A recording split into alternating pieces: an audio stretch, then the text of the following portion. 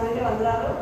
మరి సృష్టికర్తలు వచ్చిన వారు, వస్తున్న వారు, చూసిన వారు, చూడబోయేవారు అంతటినీ దేవుడు ఆశీర్వదించుగాక. దేవుడి నామానికి మహిమ కలుగాక. మరి సృష్టికర్తలనే ప్రపంచ యావత్తు అడవులతో వ్యాప్తి చెందుగాక. మరి ఏ కుటుంబంలో ఎప్పుడు నిర్దీపరిస్తూ ఉన్నారో ఏ సమయం జీవాన్ని ప్రకటిస్తున్నాం. మరి వృద్ధుల దగ్గర చంటి దగ్గర చదువు వరకు జ్ఞాపకం చేస్తున్నాడు దేవుడు. ఏ కుటుంబాన్ని దాటిపోక అవి కలిగేసాడు ప్రాంత ప్రజలు కట్ట సుపడతాడు కదలిక చేయగాక.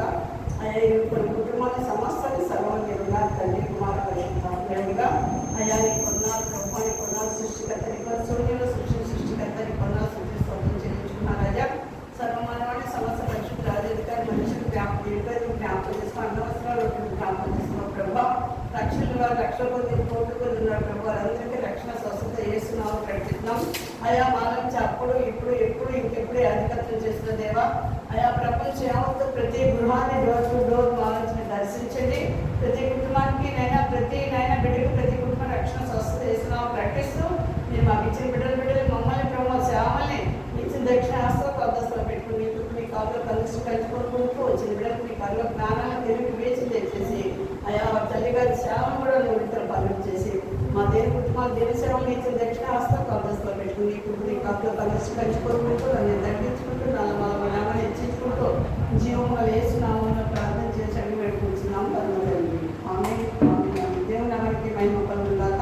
హల్లెలూయా హల్లెలూయా. మనం ఎవరండి? సృష్టికర్త పిల్లలమండి. సృష్టికి కర్త శూన్యంలో సృష్టించిన సృష్టికర్తకి బిడ్డలు మనం కదండి. మనం ఎలా ఉండాలండి? ఆయన డిగ్నిటీగా ఉండాలి, ఆయన స్టైల్ మెయింటైన్ చేయాలి. అవునండి, అలా ఉండాలన్నమాట. మరి దేవుడు మనకి ఏం చెప్తే ఇస్తాడు కూడా ఆయన ఉన్నామని మనక కాదా? మనకేనా? సోన్ రిప్లై అవునా? అవును.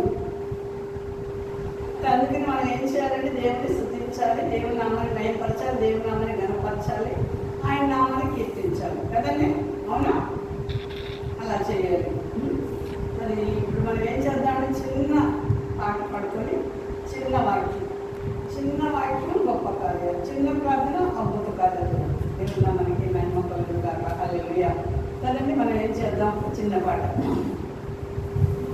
ఆరాధన స్తుతి ఆరాధన ఆరాధన నీకే ఆరాధన స్తుతి ఆరాధన ఆరాధన నీకే ఆరాధన నీకే యేసయ్యా ఆరాధన నీకే మహిమ ఘనతకు అర్హుడవు నీవే నా దైవము సృష్టికర్త మూర్తిదాత సృష్టికర్త మూర్తిదాత మా స్తుతులకు పాత్రుడా ఆరాధన నీకే ఆరాధన నీకే ఆరాధన స్తుతి ఆరాధన ఆరాధన నీకే ఆరాధన స్తుతి ఆరాధన ఆరాధన నీకే ఆరాధన నీకే యేసయ్యా ఆరాధన నీకే.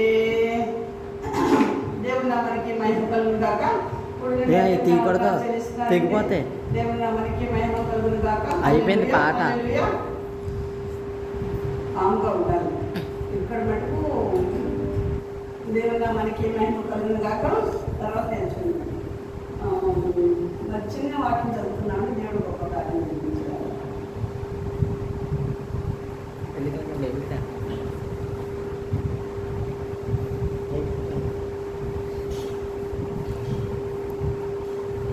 అపోస్తల కార్యాలండి. అపోస్తల కార్యాలు 17వ అధ్యాయము. అపోస్తల కార్యాలు 17వ అధ్యాయము 6వ వచనం ఒకసారి చూసుకుందామని. 6వ వచనం. దేవుని నామానికి మహిమ కలుగుగాక. అయితే వారు కనబడినందున యేసోనును కొందరు సహోదరులను ఆ పట్టణపు అధికారుల యొద్దకు ఈడ్చుకొని పోయి భూలోకమును తలపిందులు చేసిన వీరు ఇక్కడికి కూడా వచ్చి ఉన్నారు. యేసోను వీరిని చేర్చుకొని ఉన్నాడు. దేవుని నామానికి మహిమ కలుగును గాక. ఎంతో గొప్ప ధన్యత అండి. భూలోకాన్ని తలపిందులు చేసిన వారు ఇక్కడ కూడా వచ్చి ఉన్నారు. దేవుని నామానికి మహిమ కలుగును గాక. హల్లెలూయా. కదండి. ఎంత ఆధిక్యత ఇచ్చాడు దేవుడు ప్రవక్తలకి, ఇచ్చాడా? భూలోకాన్ని తలకిందులంట చేయగలమా మనం? చేయడం మనకు అసాధ్యమే. సమస్తం దేవుడికి ఏంటంటే సమస్తం సాధ్యమే. దేవుని మనకి మహిమ కలుగా. ఇది శక్తి చేత కాదు, బలము చేత కాదు, నా ఆత్మ ద్వారానే కార్యం జరిగిస్తున్నాడు దేవుడు మనకి మహిమ కలుగును గాక. కదండి. పౌలు శివుడు చెప్తుంటే మరి ఎంత గొప్ప కార్యాలు, ఎంత గొప్ప కార్యాలు చేశాడు దేవుడు మనకి మహిమ కలుగును గాక. హల్లెలూయా.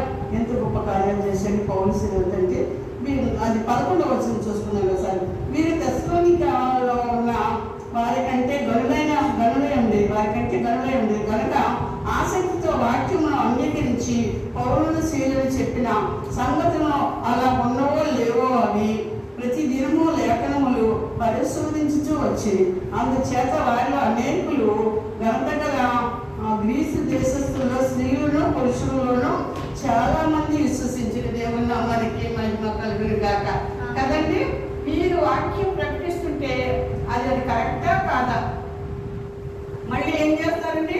ఈ లైఫ్ పెట్టి స్పెండ్ చేస్తారంటే దేవుని మనకి మహిమ కలుగును గాక. కదండి. కొందరు స్త్రీలు కొందరు పురుషులు కూడా అంగీకరించారంట దేవుని నామానికి మహిమ కలుగును గాక. మన వాక్యం పఠిస్తున్నప్పుడు మనలోంచి మనం కాదండి, మన ఆయన సిలుచాటు మనం మరుగుపరిచి ఆయన స్థానం మనం ఉంచినప్పుడు మనల్ని ఆయన సిలుచాటు మరుగుపరిచి ఆయన భయపడి ఆయన ముచ్చటిస్తూ ఉంటుంది యాజకుడు కదండి. అప్పుడు ఇప్పుడు ఇంకెప్పుడు మనలో ఉండి యాజకత్వం చేస్తాడు. అందుకనే మెల్కీసెదెకు క్రమం చెప్ప నిరంతరం యాజకుడు అయిందో అని ఏవో ప్రమాణం చేస్తున్నాడట. ఆయన మాట తప్పని వాడిని మనం మాటిస్తే ఏం చేస్తాం? తప్పిపోతూ ఉంటాం కదండి. కానీ ఆయన మాట తప్పని వాడంట దేవుని నామానికి మహిమ కలుగును గాక. దేవుడిలో మార్పు లేదండి, మనం మారిపోతుంటాం కదండి. క్షణానికి ఒక మాట అవునండి. మనం అవునంటే కాదు, కాదని అవునంటాం కదండి.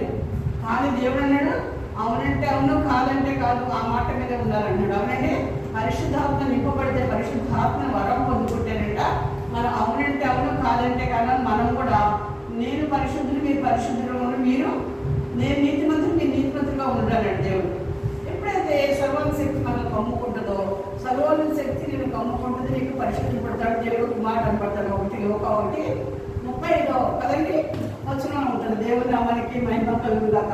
ఇంత గొప్ప సంఘటన అండి. నిజంగా దేవుడు మనతో ఎంత ముచ్చటిస్తున్నాడు, ఎలా వాడుకున్నాడు. ఈ పౌలు గారి శరీరాన్ని మటుకు వీరందరూ యేసును వేరొక రాజున్నాడని చెప్పి కైసర చట్టములకు విరోధంగా నడుచుకునేవారు అని కేకలు వేసింది. ఈ మాటలు వినుచున్న జనసమూహం పట్టణపు అధికారులు కలవపరిచింది.